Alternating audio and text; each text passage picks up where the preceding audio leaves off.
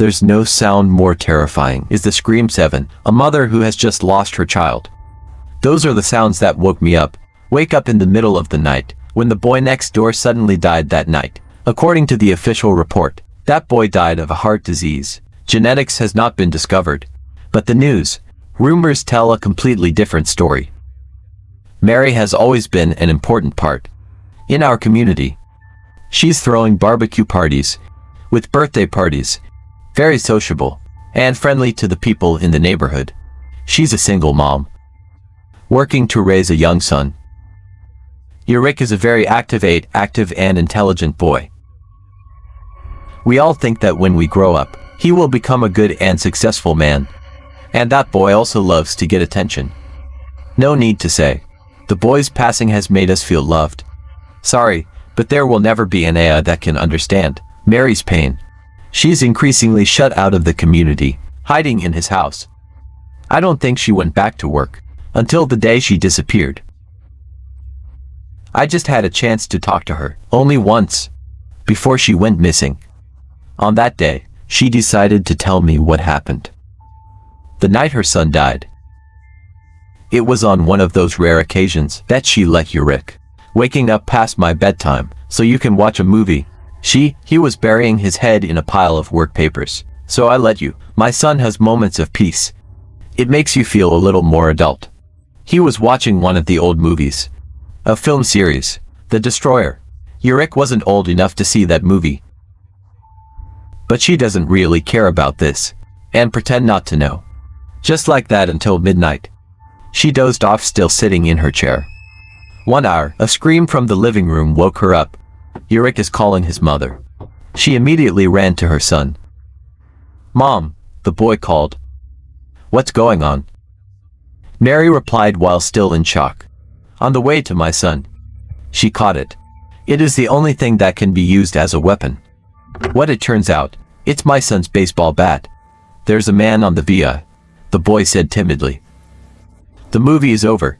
But instead of advertising or showing the next movie, there's only one noise screen covering the entire screen. A man, she asked. Yes, and he wants to hurt Yurik cry.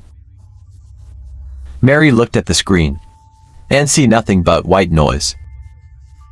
She started to put down her weapon and realized that maybe Yurik's scream. It was just a nightmare. She knew that let him see that movie while still not being old enough is a mistake. It's just a nightmare, Yurik. She spoke softly and hugged her son tightly. No, he was on the real TV screen. Yurik cried, he's the bad guy. It's not cool. Mary replied while still holding the boy in her arms. I'll keep you safe. Now go to bed. And know that I'll always protect you. Mary's voice. It's probably the nicest thing a person can hear. It doesn't matter what she says. Once that AI hears, it can make people calmer. She is so pure and wonderful. Yurik gradually calmed down and after another hug, the boy began to go up to his room. But when Mary went to turn off the screen, cover the noise, she swore that she saw a man's face hidden behind that, staring at me, whispering words that are hard to hear. She shook her head. Try to wake yourself up and turn off the TV. It was quite late. And the drowsiness, that's when it started, invade Mary's tired mind. She didn't even go to her room. Because I'm tired, I slept on the sofa in the living room. Right after turning off TV, just like that until the middle of the night. She woke up with neck fatigue. When she's creeping up to her bedroom, she noticed that Yurik's door was still slanting open. He always likes to have something fresh from my childhood, so Mary decided to go check it out. To make sure that the boy is no longer suffering another nightmare. At first he looked like he was sleeping, but his posture looks a little strange. It's kind of like hanging down on the bed, with my back locked up, in a very uncomfortable position. She turns off the light. I know that my son is more likely to sleep in dim light. And then she died standing there, to realize that Yurik's eyes were still open. The eyes that looked slightly glossy were motionless and lifeless. She takes a careful step closer to her son. And the closer we get, she's getting a better sense of Yurik's form. The boy's back was completely broken. When you realized that, she ran quickly to the boy's side and kneeled down. I don't know if I should touch my son. No, or it should be. The boy's back was broken. Hands and feet are the same. There was no bone in the boy's body. The poor are not hurt. He's dead. And it's been like this for a while. Mary's still trying to do resuscitation, though. Up to my son, while waiting for the ambulance. To the degree, the ambulance had to use force to pull her out, before they can deal with Kia's disfigured body. The next day, she's had a lot of different detectives visit to be able to investigate this case. She told them everything that she knew, including the man in TVI, hiding behind that noise. But they can't do anything with the information. It's a very peculiar story. And it's just me. Mary knew for sure that it was true. I don't know why. Tell me your story again.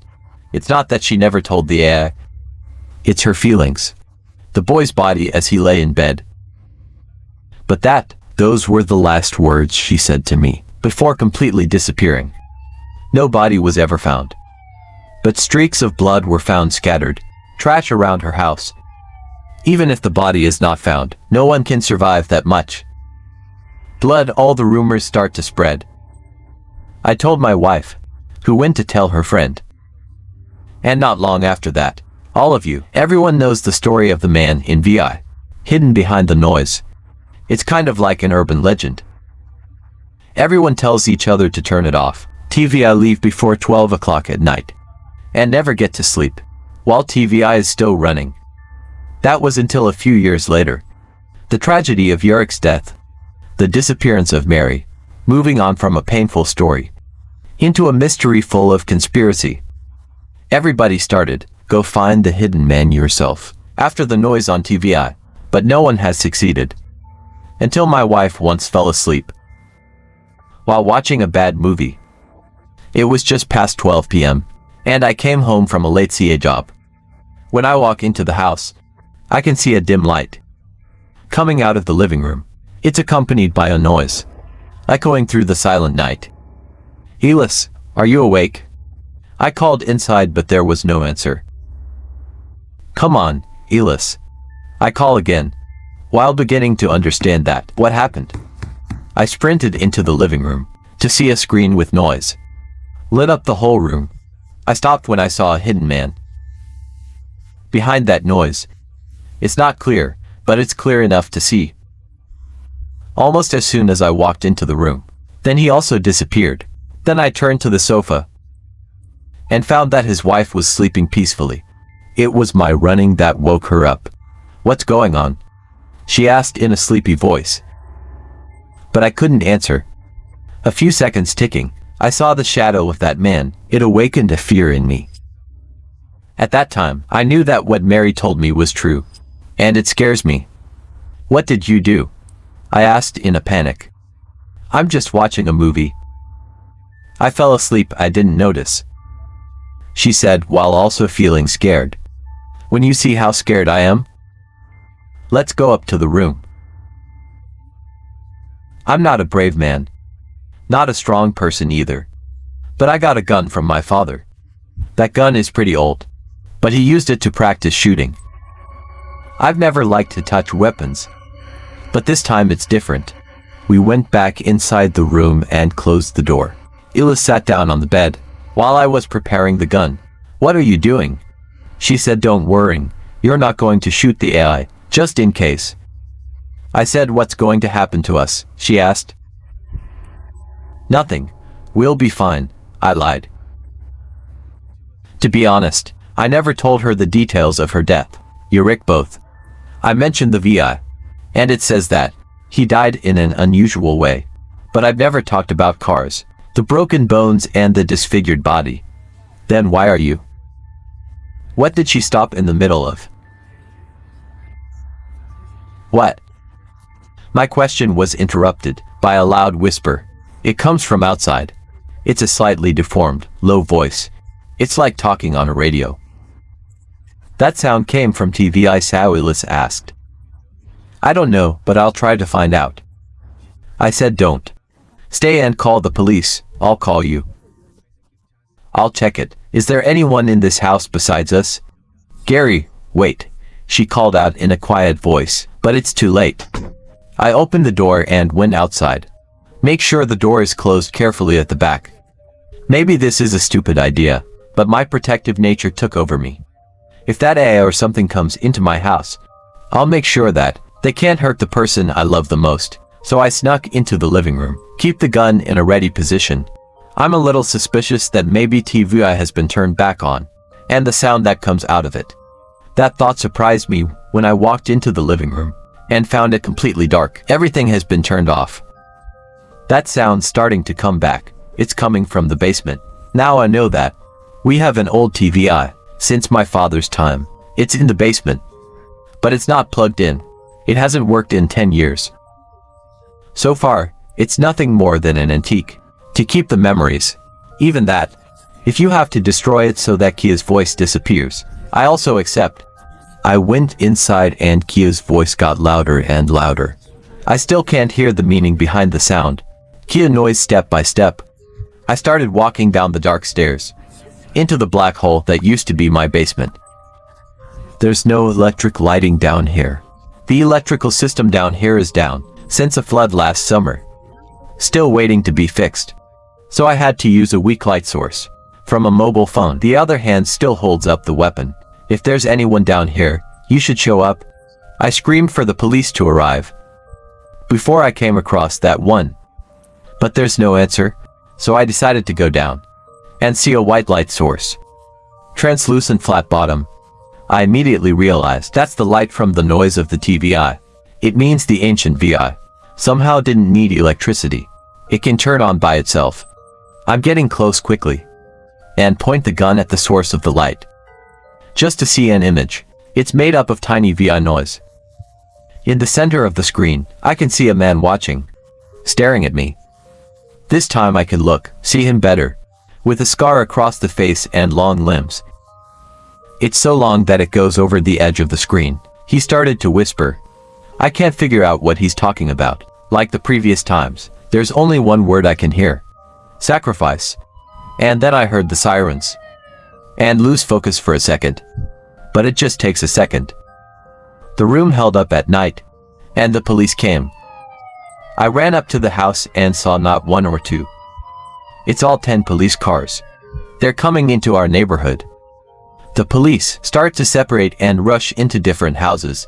In residential areas, 2 people came to me, Mr. Lawson, and one of them asked. I nodded. We got a phone call from your wife. We believe she's in danger. Yeah, but she's in the room now, and the door is locked. She'd be fine. I explained. Do you mind if we check? We went up to the room together. The door was locked from the inside. The police officers initially knocked on the door. Call my wife to open the door, but there's no feedback. Dear Eliza, please open the door for me. I called in. At that time, the police officers realized that something was wrong. They exchanged a nod. Before preparing to break the door, it breaks in one note. And the police started pouring in. They quickly stopped after they found my wife. She's lying in bed, with the mouth open wide. It looks like her jaw is clenched, and her neck is broken in many places. She's got the same look that Mary said when she found Yuri. Lifeless and incurable. The police didn't even try. Put your strength on her. It's too late. I feel like my heart is broken. But this evening is not over. I can hear the chatter of about 20 Kia police officers. Each of them announced. A lot of bodies were found. Another death in the neighborhood. It's all broken and mutated. The testimonies of their relatives, it's related to the circadian noise, and the whispers that come out of it. That night 15 people died in their homes. It's all recorded. There was the appearance of a man, hidden behind the noise. But each family lost only one person. I realize how wrong I've been. I decided to find the intruder in my house, when it's nothing more than a thing. To distract me from my wife. To leave her alone, a trap to kill her. I was going to end my life. But I need answers. I need to know why my wife died. And that man is AI. My only clue now is Mary. Even though her blood was found around the house, but her body was never found. It's a difference from the Kia deaths. Maybe she's still alive. And maybe she has the answers I'm looking for.